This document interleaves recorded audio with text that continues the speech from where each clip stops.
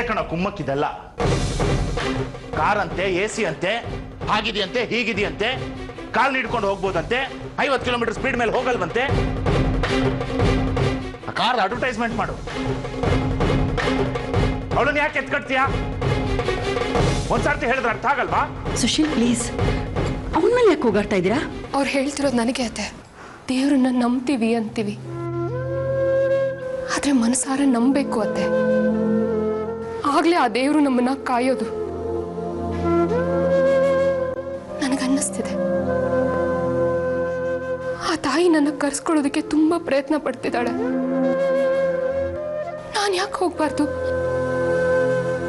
ನನಗ ಆ ದೇವಿ ಮೇಲೆ ನಂಬಿಕೆ ಇದೆ ಅತ್ತೆ. ಅವಳು ನನ್ನನ್ನು ಕಾಪಾಡ್ತಾಳೆ.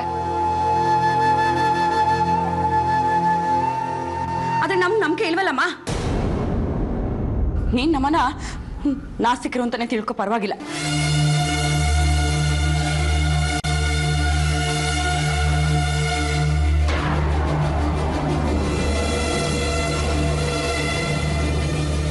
ನೋಡು ಸಾವಿತ್ರಿ, ನಂಗೊಂದು ಮಾತು ಹೇಳು. ನಾವು ನಿನಗೆ ಏನು ಅಲ್ವಾ? ನಮ್ಮ ಮಾತಿನ ಬಗ್ಗೆ ನಿಮ್ಗೆ ಸ್ವಲ್ಪನೂ ಬೆಲೆ ಅನ್ನೋದೇ ಇಲ್ವಾ? ನಿಮ್ಮ ಮಾತಿಗೆ ಬೆಲೆ ಕೊಟ್ಟು ತಾನೆ ಈಗ ನಾನು ಊರಿಗೆ ಹೋಗದೆ ಇರೋದು. ಆದ್ರೆ ನನ್ನ ಮಗು ಶ್ರೇಯಸ್ಗೆ ಆ ತಾಯಿ ಪ್ರಸಾದ ಬೇಕು ಅಂತ ಅನ್ನಿಸ್ತಿದೆ. ಆದ್ರೆ ಮಗು ನಂದೊಬ್ಬಳ್ದೆ ಅಲ್ವಲ್ಲ, ಅಷ್ಟೇ ನಾ ಹೇಳೋದು. ಸಾವಿತ್ರಿ, ಸರಿಮಾ, ನಿಮ್ಮ ಮಾವನ ಜೊತೆನಲ್ಲಿ ನಾನು ಮಾತಾಡ್ತೀನಿ, ನೋಡೋಣ.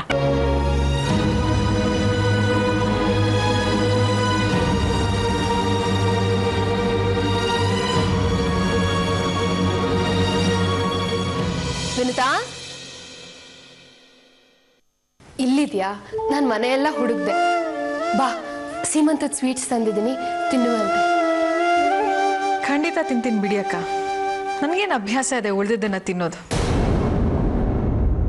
ಯಾಕೆ ಹಾಗಂತ್ಯ? ಇನ್ನೂ ನನ್ನ ಮೇಲೆ ಬೇಜಾರು ಹೋಗಿಲ್ವಾ? ಬೇಜಾರೇನಕ್ಕ? ನಾನು ನನ್ನ ಗಂಡಂಗೆ 2ನೇ ಹೆಂಡತಿ, ಈ ಮನೆಗೂ 2ನೇ ಸೊಸೆ. ಅದು ನಿಮ್ಮ ದಯೆಯಿಂದ ಈ ಸ್ಥಾನ ನನಗೆ ಸಿಕ್ಕಿರೋದು.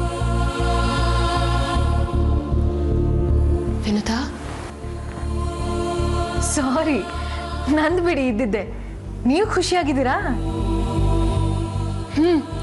ಏನ್ ಗೊತ್ತಾ ವಿನುತಾ, ರಾಂಪುರ ದೇವಿ ಉತ್ಸವಕ್ಕೆ ಹೋಗ್ಬೇಕು ಅಂತ ದೇವಿಯಿಂದ ತುಂಬಾ ಪ್ರೇರೇಪಣೆ ಆಗ್ತಿದೆ. ಆದ್ರೆ ಮಾವನ್ ನೋಡು, ಹೋಗೋದು ಬಿಲ್ಕುಲ್ ಬೇಡ ಅಂತಿದ್ದಾರೆ. ಯಾಕೋ? ನೀವ್ ಕೇಳಿದನ್ನ ತಲೆ ಮೇಲೆ ಹೊತ್ಕೊಂಡ್ ಮಾಡ್ಬೇಕಲ್ಲ. ಪ್ರಯಾಣ ಆಯಾಸ ಆಗುತ್ತೆ ಅಂತ. ನೆನೆ ರಾತ್ರಿ ನನಗೆ ಹೊಟ್ಟೆ ನೋವು ಬಂದ್ಬಿಡ್ತು. ಡಾಕ್ಟರ್ ಬಂದು ಚೆಕ್ ಮಾಡಿ ಪೂರ್ತಿ ಬೆಡ್ ರೆಸ್ಟ್ ತಗೋಬೇಕು ಅಂತ ಹೇಳ್ಬಿಟ್ರು. ಅದಕ್ಕೆ ಮಾವ ಹೋಗೋಕೆ ಬಿಡ್ತಿಲ್ಲ. ಹೌದಾ? ನೋಡಿ, ನನಗ್ ಗೊತ್ತೇ ಆಗ್ಲಿಲ್ಲ. ನಿನಗ್ ನಿಂದೆ ಬೇಜಾರು. ಒಂದ್ ಮಾತ್ ಕೇಳಿದ್ಯಾ ಅಕ್ಕ ಹೇಗಿದ್ದೀರಾ ಅಂತ? ನೋಡಿದ್ರಾ, ಈ ತಪ್ಪು ನನ್ನ ತಲೆ ಮೇಲೆ ಬಂತು.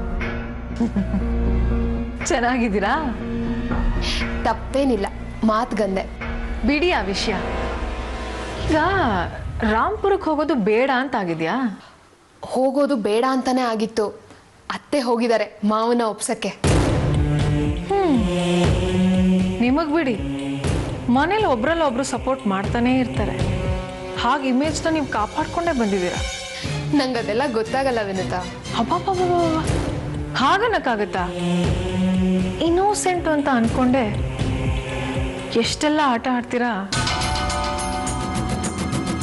ಆಟನ? ಏನ್ ಹೇಳ್ತಿದ್ಯಾ ವಿನುತಾ?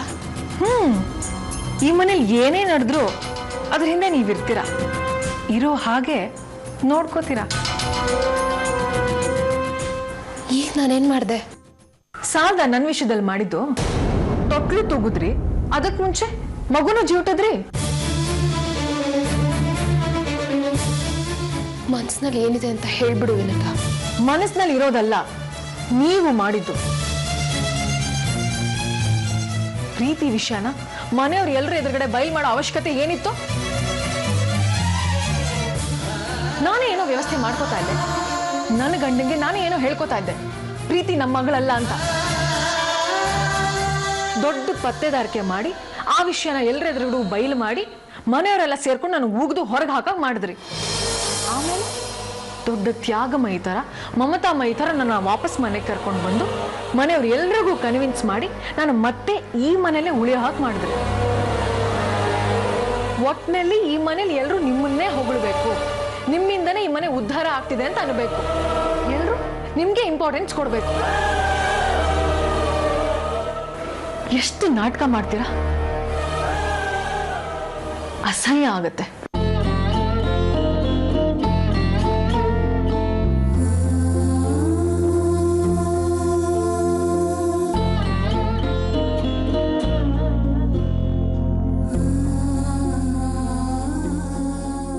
ಬೇಜಾರು ಮಾಡ್ಕೋಬೇಡ.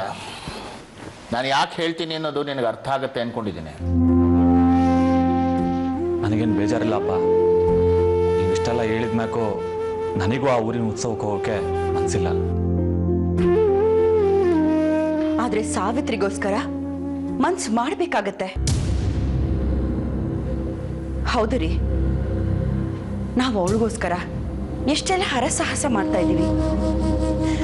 ಬಸ್ರಿ ಬೈಕೆ ತೀರಿಸ್ಬೇಕು ಅಂತ ಅವಳಿಗೆ ಇಷ್ಟವಾಗಿರೋ ಅಡಿಗೆಗಳನ್ನ ಮಾಡ್ತೀವಿ, ಅವಳ ಕಣ್ಣಿಗೆ ಇಷ್ಟವಾಗಿರೋದನ್ನ ಕೊಡಿಸ್ತಾ ಇದ್ದೀವಿ. ಈ ಬೈಕೆ ಅನ್ನೋದು ಬರೀ ಕಣ್ಣಿಗೆ ಹೊಟ್ಟೆಗೆ ಮಾತ್ರನಾ? ಮನ್ಸಿಗಿರೋದಿಲ್ವಾ? ಏನ್ ಹೇಳ್ತಿದ್ಯಾ ವೈಶಾಲಿ? ಹೌದು ರೀ, ಸಾವಿತ್ರಿಗೆ ಅನ್ನಿಸ್ತಾ ಇದೆ ಆ ಉತ್ಸವದಲ್ಲಿ ವಿಶೇಷ ಪೂಜೆ ಆಗತ್ತೆ, ಅಲ್ಲಿ ಸಿಗೋ ಪ್ರಸಾದ ತನ್ನಗಲ್ದಿದ್ರು ತನ್ನ ಹುಟ್ಟೋ ಮಗುವಿನ ಶ್ರೇಯಸ್ಸಿಗೆ ಬೇಕೇ ಬೇಕು ಅಂತ. ವೈಶಾಲಿ ಆಂಟಿ, ನಾನು ಅವಳಿಗೆ ತಿಳಿ ಹೇಳ್ತೀನಿ ಬಿಡಿ. ಇಲ್ಲ ಸತ್ಯ, ಯಾರು ಏನೇ ಹೇಳಿದ್ರು ಅದನ್ನ ಕೇಳೋ ಪರಿಸ್ಥಿತಿನಲ್ಲಿ ಈಗ ಅವಳಿಲ್ಲ. ಅದಕ್ಕೆ ಏನ್ ಮಾಡಕ್ಕಾಗತ್ತೆ? ನನಗೆ ಕೋಪ ಬರ್ಸ್ಬೇಡ ವೈಶಾಲಿ. ಹೇಳಿದ್ದನ್ನೇ ಹೇಳೋಕ್ ನನಗೆ ತಲೆ ಚಿಟ್ಟು ಹಿಡಿಯುತ್ತೆ. ಸಿಟ್ಟು ಮಾಡ್ಕೊಳ್ಳೋದ್ರಿಂದ ಏನಾಗತ್ತೆ? ಬಾಯಿ ಮುಚ್ಚಿಸ್ಬೋದು, ಮನಸ್ಸನ್ನ ಮುಚ್ಚೋಕ್ಕಾಗತ್ತಾ? ನಾನು ಕೆಟ್ಟವನಾದ್ರೂ ಪರವಾಗಿಲ್ಲ, ಅವಳು ಹಳ್ಳಿಗೆ ಹೋಗೋದು ಬೇಕಾಗಿಲ್ಲ. ಕೆಟ್ಟವನ ಆಗ್ಬೇಕಾಗಿಲ್ಲ. ಯಾಕೆ ಸುಮ್ಮನೆ ಬೇಡ ಅಂತ ಹೇಳಿ ಅವಳಿಗೆ ನಿರಾಸೆ ಮಾಡ್ತಾ ಇದ್ದೀರಾ? ಮತ್ತೆ ಸಾವಿತ್ರಿಗೆ ಬೇಕಾಗಿರೋದು ದೇವಿ ಪ್ರಸಾದ. ಅಲ್ಲಿಗೆ ಹೋದ್ರೆ ತಾನೇ ಸಿಗೋದು. ಅದಕ್ಕೆ ನಾವು ಹೋಗೋಣ. ಅಂದ್ರೆ ಪ್ರಸಾದ ತರೋದಕ್ಕೆ ಸಾವಿತ್ರಿನೇ ಹೋಗ್ಬೇಕು ಅಂತ ಏನೂ ಇಲ್ವಲ್ಲ. ಅವಳು ಪ್ರಯಾಣ ಮಾಡೋದಕ್ಕೆ ತಾನೇ ನಿಮ್ಮ ಅಭ್ಯಂತರ ಇರೋದು. ಅದಕ್ಕೆ ಸತ್ಯ ಸಾವಿತ್ರಿ ಬದಲು ನಾವಿಬ್ರು ಹೋಗೋಣ. ಇದಕ್ಕಾದ್ರೂ ನಿಮ್ಮ ಅಭ್ಯಂತರ ಏನೂ ಇಲ್ಲ ತಾನೆ?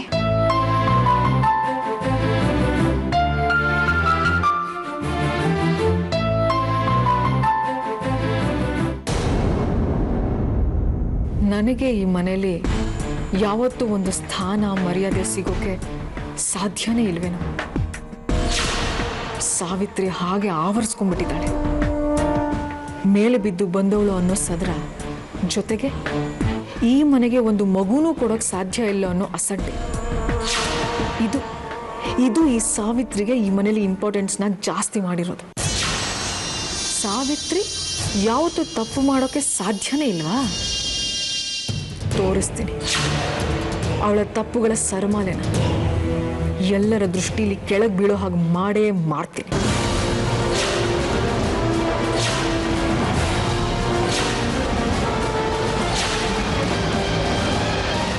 ಬೇಜಾರು ಮಾಡ್ಕೋಬೇಡ್ವೆ?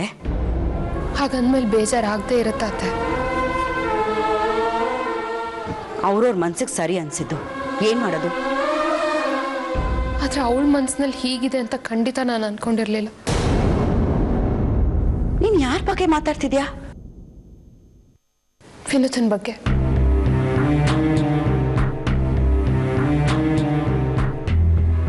ಯಾಕೆ ಸಾವಿತ್ರಿ, ನಿನ್ ಮನ್ಸಿಗೆ ಬೇಜಾರಾಗೋ ಹಾಗೇನಾದ್ರೂ ಮಾತಾಡಿದ್ಲಾ?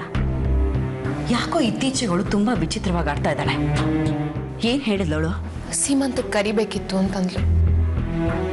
ತಪ್ಪು ನಂದೆ, ಕ್ಷಮೆ ಕೇಳ್ದೆ. ನೀನ್ ಯಾಕೆ ಅವಳಂಗೆ ಕ್ಷಮೆ ಕೇಳ್ದೆ ಸಾವಿತ್ರಿ? ಹೊರಡ್ಬೇಕಾದ್ರೆ ನಾವೇ ಅವಳ ಕರ್ದ್ವಿ, ಆದ್ರೆ ಅವಳೇ ಬರ್ಲಿಲ್ಲ. ನಿಜ ಹೇಳ್ಬೇಕು ಅಂದ್ರೆ ನೀನ್ ಮಾಡಿರೋ ಉಪಕಾರಕ್ಕೆ ನೀನ್ ಕರೀದೇನೆ ಅಲ್ಲಿ ಬಂದು ಎಲ್ಲಾ ಕಡೆನೂ ಓಡಾಡ್ಬೇಕಿತ್ತು ಅವಳು. ಈಗ ನೋಡಿದ್ರೆ ಆಕ್ಷೇಪಣೆ ಇರ್ಲಿ ಅತ್ತೆ, ನಂದೇ ಸ್ವಪ್ರತಿಷ್ಠೆ ಅನ್ಬಿಟ್ರು. ನೀನವತ್ತು ನಮ್ಮನ್ನ ತಡಿದೇ ಇದ್ದಿದ್ರೆ ಇವತ್ತು ಅವಳು ಎಲ್ಲಿರ್ತಿದ್ಲು ಅಂತ ಗೊತ್ತಂತ ಅವಳಿಗೆ. ಪ್ರತಾಪನ್ಗೂ ಏನೋ ಮಂಕ್ ಬುದ್ಧಿ ಹೇಳ್ಸ್ಬಿಟ್ಟಿದ್ದಾಳೆ. ಅವನು ವಿಚಿತ್ರವಾಗಿ ಆಡ್ತಾ ಇದ್ದಾನೆ. ಇರ್ಲಿ, ಅದನ್ನೆಲ್ಲ ನಾನ್ ಸಂಭಾಳಿಸ್ತೀನಿ. ಸಾವಿತ್ರಿ, ನಿಮ್ ಮಾವ ಒಪ್ಕೊಂಡ್ರ? ನಂಗೆ ಗೊತ್ತಿತ್ತು ನೀವು ಹೋದ್ಮೇಲೆ ಒಪ್ಪಿಸ್ತೀರಾ ಅಂತ. ಖಂಡಿತ ಒಪ್ಕೊಂಡು ಸಾವಿತ್ರಿ. ಅವ್ರು ಹೇಳಿದ್ದು ನಡೆಯುತ್ತೆ, ನಿನ್ನ ಆಸೆನೂ ನೆರವೇರುತ್ತೆ ಅಂದ್ರೆ ಅವ್ರು ಒಪ್ಕೊಳ್ದೆ ಇರ್ತಾರ? ಅಂದ್ರೆ ಅಂದ್ರೆ ಈಗ ನಿನಗೆ ದೇವಿ ಪ್ರಸಾದ ಮುಖ್ಯ ಅಲ್ವಾ? ಅದನ್ನ ನಿನಗ್ ತಂದ್ಕೊಡೋ ಜವಾಬ್ದಾರಿ ನಮ್ದು, ಸರಿನಾ? ಹಾಗಿದ್ರೆ ಮಾವ ಒಪ್ಲಿಲ್ವಾ? ಒಪ್ಪಿದ್ದಾರೆ, ಆದ್ರೆ ಅಲ್ಲಿಗೆ ಹೋಗ್ತಾ ಇರೋದು ನಾವು. ನೀವ್ ಕೇಳಿದ್ದೆ ಹಾಗ? ಯಾಕೆ ಸಾವಿತ್ರಿ, ಬೇಜಾರಾ? ನೀನೇ ಹೋಗ್ಬೇಕಿತ್ತು ಅಂತನಾ? ಸಾವಿತ್ರಿ, ನಿಮ್ ಮಾವ ಹೇಳ್ತಾ ಇದ್ದು ಸರಿಯಾಗಿದೆ ಅಲ್ವಾ? ನೀನೇನಾದ್ರೂ ಅಲ್ಲಿಗೆ ಹೋಗಿ ಒಂದ್ ವೇಳೆ ಮಗುಗೇನಾದ್ರೂ ಹೆಚ್ಚು ಕಡಿಮೆ ಆದ್ರೆ ಆ ದೇವರು ಬೇಕಾದ್ರೆ ನಿನಗೆ ಕ್ಷಮಿಸ್ತಾನೆ. ಆದ್ರೆ ತಾಯಿಯಾಗಿ ನಿನ್ನನ್ನು ನೀನೇ ಕ್ಷಮಿಸ್ಕೊಳ್ಳೋದಕ್ಕೆ ಆಗೋದಿಲ್ಲ ಅಲ್ವಾ? ಅದಕ್ಕೆ ಅಲ್ಲಿಗೆ ನಾನು ನಿಮ್ಮ ಮಾವ ಹೋಗ್ತಾ ಇದ್ದೀವಿ. ನಿನ್ ಪರವಾಗಿ ನಾವು ಪೂಜೆ ಮಾಡಿಸ್ತೀವಿ, ಕ್ಷಮೆ ಕೇಳ್ಕೊತೀವಿ, ಉತ್ಸವಕ್ಕೂ ಹೋಗ್ತೀವಿ, ಫೋಟೋ ತೆಗಿತೀವಿ, ವಿಡಿಯೋ ತೆಗಿತೀವಿ. ನೋಡು, ನೀನ್ ಅಲ್ಲಿಗೆ ಹೋಗ್ತಾ ಇಲ್ಲ ಅನ್ನೋದೊಂದು ಬಿಟ್ರೆ ನಿನಗೇನೇನ್ ಬೇಕೋ ಅದೆಲ್ಲ ನಿನ್ ಕೈ ಸೇರುತ್ತೆ, ಸರಿನಾ? ಬೇಜಾರು ಮಾಡ್ಕೊಳ್ಬೇಡ ಸಾವಿತ್ರಿ. ಇನ್ನು ಆ ಕಾಂಚನ್ ವಿಷಯ ನಿನ್ ತಲೆನೇ ಕೆಡಿಸ್ಕೊಳ್ಬೇಡ. ಅವಳು ಏನಾದ್ರೂ ಮಾತಾಡಿದ್ರೆ ಸರಿಯಾಗಿ ದಬಾಯಿಸು ಹೇಳ್ತೀನಿ. ಸುಮ್ಮನಿದ್ರೆ ಮೈ ಮೇಲೆ ಏರ್ತಾರಂತೆ. ಹಾಗಾಯ್ತು ಅವ್ಳ ಕಥೆ. ಈಗ ನೀನು ನಾ ಹೊರಡದ?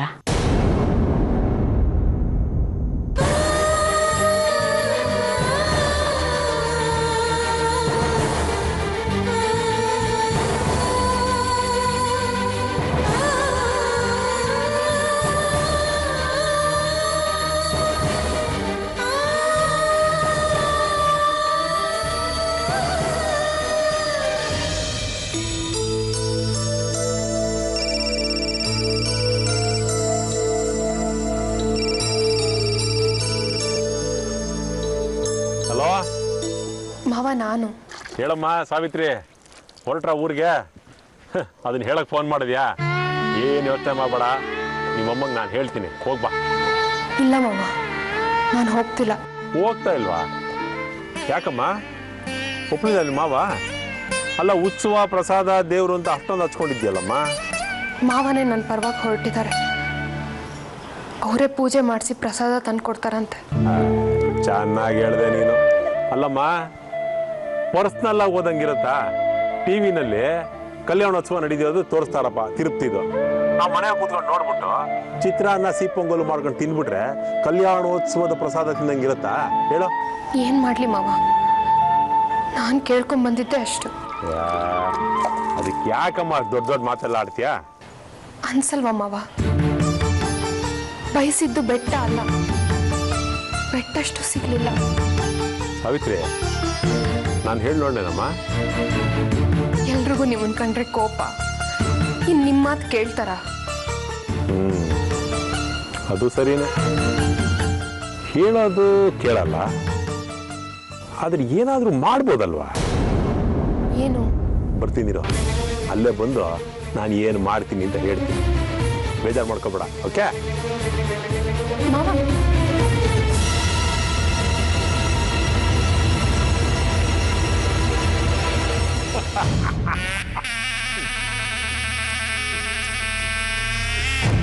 ಶ್ರೀನಿವಾಸ, ಏನ್ ತಲೆನೋಲೇ ನಿಂತು? ಸುಶೀಲ್ ಕುಮಾರ್ನ ದಿಕ್ ತಪ್ಪಿಸಿ ಸಾವಿತ್ರಿಯ ಉತ್ಸವಕ್ಕೆ ಹೋಗೋಂಗ್ ಮಾಡ್ಬಿಡ್ತಿಯಲ್ಲೋ. ಬಿಡ್ರಿ ಬಿಡ್ರಿ, ಯಾರು ಯಾರು ಬಿಡ್ರಿ. ಅಯ್ಯೋ ಅಳಿಯಂದ್ರೆ, ಇಲ್ಲಿ ನಿಂತ್ಕೊಂಡು ಏನ್ ಮಾಡ್ತಾ ಇದ್ದೀನಿ? ನಾನಾ ಜಾಸೂಸಿ ಮಾಡ್ತಾ ಇದ್ದೀನಿ. ಏನ್ ಅಳಿಯಂದ್ರೆ ಇಂಥ ಜೋಕ್ ಮಾಡ್ತೀರಾ ಇಂಥ ಹೊತ್ನಲ್ಲಿ? ಅಲ್ಲ, ಕಳ್ತನನೇ ಆಗ್ತೀರಾ, ಏನ್ ಜಾಸೂಸಿ ಮಾಡ್ತೀರಾ ನೀವು? ನೀವೇ ಇದಿರಲ್ಲ ಅಂಕಲ್. ನಾನೇನ್ ಮಾಡಿದೆ ಅಂತದ್ದು? ಈಗ ತಾನೇ ತಕೊಂಡ್ರಲ್ಲ ಅಪಾಯಿಂಟ್ಮೆಂಟ್. ಯಾರ ಹತ್ರ? ಏನು ಪಾಪ ಸಾವಿತ್ರಿ ದೇವಸ್ಥಾನದ ಉತ್ಸವಕ್ಕೆ ಹೋಗಕ್ಕೆ ಹಾಕಿಲ್ಲ ಅಂತ ಕಣ್ಣೀರ್ ಹಾಕ್ತಾವಳೆ. ನೀವು ಮೊದಲೇ ಘಟ ಏನೋ ಪ್ಲಾನ್ ಮಾಡಿರ್ತೀರ ನೋಡಿ ಹೇಳಿ ಅಂದ್ರೆ ಈಗ ಇಂಥ ಟೈಮಲ್ಲಿ ಹೆಣ್ಮಕ್ಳಿಗೆ ಹುಳಿ ಮಾವಿನಕಾಯಿ ತಿನ್ಬೇಕು, ಹುಣಸೆ ಹಣ್ಣು ತಿನ್ಬೇಕು, ದೇವಸ್ಥಾನಕ್ಕೆ ಹೋಗ್ಬೇಕು, ಉರುಳು ಸೇವೆ ಮಾಡ್ಬೇಕು ಅಂತ ಏನೇನೋ ಆಸೆಗಳಿರ್ತವೆ. ಅದನ್ನೆಲ್ಲ ನಾವು ಈಡೇರಿಸ್ಬೇಕು. ಇದೇ ನಾನು ಹೇಳಿದ್ದು ಕಳ್ಳನ ಹಿಡಿಬೇಕು ಅಂತ. ದೊಡ್ಡವ್ರು ಹೇಳಿಲ್ವಾ ಇಂಥ ಸಮಯದಾಗೆ ಎಲ್ಲೂ ಹೋಗ್ಬಾರ್ದು, ಏನು ತಿನ್ಬಾರ್ದು ಅಂತ. ಏನಾದ್ರು ಹೆಚ್ಚು ಕಮ್ಮಿ ಆದ್ರೆ ಹಾಸ್ಪಿಟ್ಲ್ ಡಾಕ್ಟರ್ ಅಂತ ಯಾರವ್ರೆ ಇದಾರಲ್ಲ ಅಳಿ ಅಂದ್ರೆ ಯಾರು ಅವರು ಅಳಿ ಅಂದ್ರೆ ಸುಮ್ನೆ 6 ಅಡಿ ಬೆಳ್ಕೊಂಡ್ಬಿಟ್ರೆ ಆಗೋದಿಲ್ಲ. ತಲೆಯಲ್ಲಿ ಸ್ವಲ್ಪ ಬುದ್ಧಿನ ಬೆಳೆಸ್ಕೋಬೇಕು. ನೋಡಿ ದೇವ್ರ ಮೇಲೆ ಭಾರ ಹಾಕ್ಬೇಕು. ಬೋಲೋ ಸದ್ಗುರು ಸಾಯಿನಾಥ್ ಮಹಾರಾಜ್ ಕೆ ಜೈ ಅಂತ ಕಾರಲ್ಲಿ ಕೂತ್ಕೊಂಡು ಹೋಯ್ತಾ ಇರ್ಬೇಕು. ಸ್ವಲ್ಪ ತೆಪ್ಪಗಿರ್ತೀರಾ? ಹೆಣ್ಮಕ್ಳು ಕಣ್ಣೀರ್ ಹಾಕಂಗಿಲ್ಲ, ಫುಲ್ಲು ಕರಗ್ ಬಿಡ್ತೀರಾ ಅಲ್ವಾ? ಅಲ್ಲ ಮತ್ತೆ ಅಲ್ಲಾನು ಇಲ್ಲ ಬೆಲ್ಲಾನು ಇಲ್ಲ. ಗೊತ್ತಲ್ಲ ನಾನು ಯಾರಂತ. ಏನಾದ್ರೂ ಎಡವಟ್ಟಾದ್ರೆ ಎತ್ತು ಬಿಡ್ತೀನಿ. ಬಿಡ್ರಿ ಸುಮ್ಮನೆ ನೋಡಿ, ನಿಮಗೆ ಈ ಎತ್ತು ಬಿಡ್ತೀನಿ, ಕುಟ್ಟು ಬಿಡ್ತೀನಿ, ಗುದ್ದು ಬಿಡ್ತೀನಿ, ಇವೆಲ್ಲ ನಿಮ್ ಪರ್ಸನಾಲಿಟಿಗೆ ನಿಮ್ ಬಾಡಿ ಲ್ಯಾಂಗ್ವೇಜ್ಗೆ ಸೂಟೇ ಆಗಲ್ಲ ಅಳಿ ಅಂದ್ರೆ. ಹಂಗಂತೀರಾ? ಇನ್ನೇನ್ ಮತ್ತೆ ಅಳಿ ಅಂದ್ರೆ ಬಸ್ರಿ ಬೈಕೆ ತೀರ್ಸೋದಿಕ್ಕೆ ಗಂಡಂದ್ರು ಏನೆಲ್ಲಾ ಕಸರತ್ ಮಾಡ್ತಾರೆ ಗೊತ್ತಾ ನಿಮ್ಗೆ? ಏನು? ಆಕಾಶದಿಂದ ನಕ್ಷತ್ರಗಳನ್ನ ತಗೊಂಡ್ಬಂದು ರಾಶಿ ಹಾಕ್ತಾರೆ. ಕಾಡು ಹುಡುಕೊಂಡೋಗಿ ಸೌಗಂಧಿಕ ಪುಷ್ಪವನ್ನ ತಗೊಂಡ್ಬಂದು ತಲೆಗೆ ಮುಡಿಸ್ತಾರೆ. ಹೌದಾ? ಹೌದಾ ಅಂತ ಹಿಂಗ್ ಕೇಳ್ತಿರಲ್ಲ ಅಂತ. ಅದ್ರಲ್ಲಿ 100 ಕಿಲೋಮೀಟರ್ ಉತ್ಸವ ಕರ್ಕೊಂಡೋಗಿ 2 ಲೀಟರ್ ಕಡ್ಲೆಪುರಿ, 2 ಬತ್ತಾಸು, 2 ಟೇಪ್ ಕೊಡ್ಸಕ್ ಆಗಲ್ಲ ಅಂತಿರಲ್ಲ ನೀವು. ಆದ್ರೆ ಅಪ್ಪನ್ ಯಾಕೆ ಯೋಚನೆ ಮಾಡ್ತೀರಾ? ನಾನಿಲ್ವಾ ಮಾಸ್ಟರ್ ಪ್ಲಾನ್ ಶ್ರೀನಿವಾಸ? ಏನ್ ಮಾಡ್ತೀರಾ?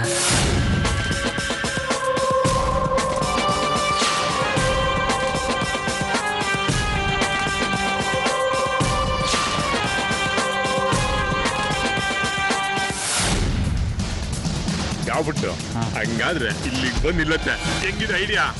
ಸೂಪರ್ ಆಗೈತೆ ಅಂಕಲ್. ಅಕಸ್ಮಾತ್ ಇದು ಹಿಂಗೆ ನಡೆದು ನಮ್ಮ ಅಪ್ಪಂಗೆ ಇಸಿಯಾಗಿ ಗೊತ್ತಾದ್ರೆ ನಮ್ಮನ್ನು ಹೊರ ಹಾಕ್ತಾರೆ. ಎಲ್ಲಾದ್ರೂ ಉಂಟಾಳಿ ಅಂದ್ರೆ ತುಂಬಿದ ಬಸ್ರಿನ ಮನೆಯಿಂದ ಹೊರಗೆ ಹಾಕುವಷ್ಟು ಕಲ್ಲು ಮನಸ್ಸ ಸುಶೀಲ್ ಕುಮಾರ್ ಅವ್ರದ್ದು. ಸಾವಿತ್ರಿನಲ್ಲ, ನನ್ನನ್ನ ನಿಮ್ಮನ್ನ. ನಾನು ಯಾವತ್ತು ಒಳಗಿದ್ದೀನಿ ಅಳಿ ಅಂದ್ರೆ ಆಲ್ವೇಸ್ ಔಟ್ಸೈಡ್. ಜೀವನದಲ್ಲಿ ರಿಸ್ಕ್ ತಗೋಬೇಕು ಮನುಷ್ಯನಾಗಿ ಹುಟ್ಟಿದ ಮೇಲೆ. ಈಗ ನಿಮ್ಮ ಹೆಂಡತಿ ತುಂಬಿದ ಬಸ್ರಿನ ನೀವು ಉತ್ಸವ ಕರ್ಕೊಂಡೋಗಿ ಬರ್ತೀರಾ ಅನ್ಕೊಳ್ಳಿ. ಅವಳು ಮುಖದಲ್ಲಿ ಕಾಣೋ ಆ ಸಂತೃಪ್ತಿನ ಒಂದು ಸಲ ಕಲ್ಪಿಸ್ಕೊಳ್ಳೆ. ಹಂಗೆ ಹಂಗೆ ಸರಿ ಸರಿ. ಮತ್ತೆ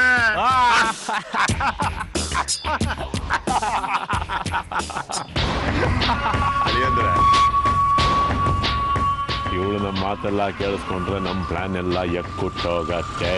ಕೇಳಿಸ್ಕೊಂಡಿರಕ್ಕೆ ಸಾಧ್ಯನೇ ಇಲ್ಲ. ಹಂಗಂತೀರೇನು? ಏನ್ ಮಾಡ್ತಾ ಇದ್ರ? ಏನ್ ಮಾಡ್ತಿದೀವಿ? ಅಳಿಯಂದ್ರೆ ನಮ್ಗೆ ಸಿಕ್ಕಾಪಟ್ಟೆ ಕೆಲಸ ಇದೆ. ನಾವು ಸ್ವಲ್ಪ ಅರ್ಜೆಂಟ್ ಆಗಿ ಹೋಗ್ಬೇಕು. ಹೌದು ಅಂಕಲ್, ಬನ್ನಿ ಬೇಗ, ಲೇಟ್ ಆಗ್ಬಿಡುತ್ತೆ. ಹೋಗಿ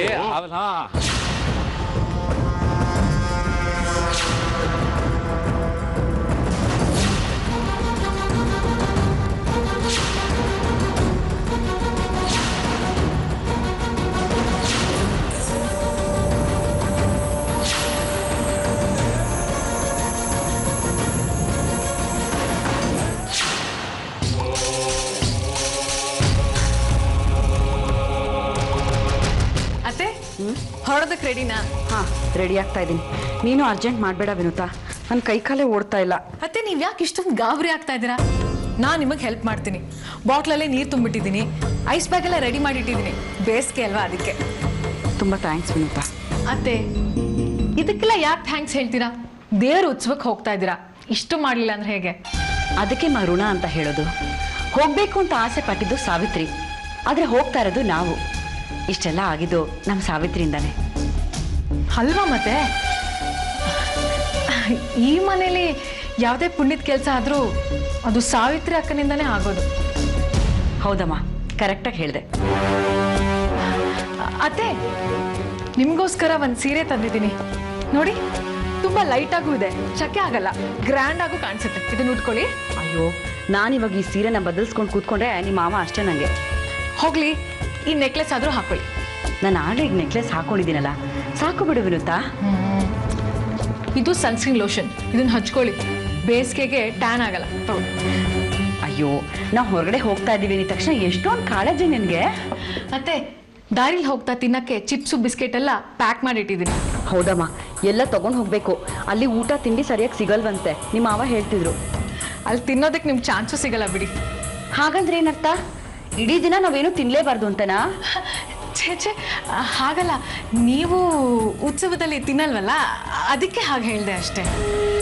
ಪಾಪ ಸಾವಿತ್ರಿಗೆ ಉತ್ಸವ ನೋಡಬೇಕು ಅಂತ ಎಷ್ಟೆಲ್ಲ ಆಸೆ ಇತ್ತು. ನಾವು ಹೋಗ್ತಾ ಇದ್ದೀವಿ ಅಂತ ಪಾಪ ಬೇಜಾರಾಗಿದೆ ಅನ್ಸುತ್ತೆ ಅವಳಿಗೆ.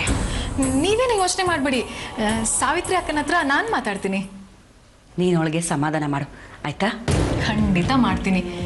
ಸಾವಿತ್ರಿ ಅಕ್ಕ ಎಲ್ಲಿ? ಅವಳು ಮೇಲ್ ರೂಮ್ನಲ್ಲಿದ್ದಾಳೆ ಅನ್ಸತ್ತೆ, ಹೋಗಿ ನೋಡು ಆಯ್ತಾ?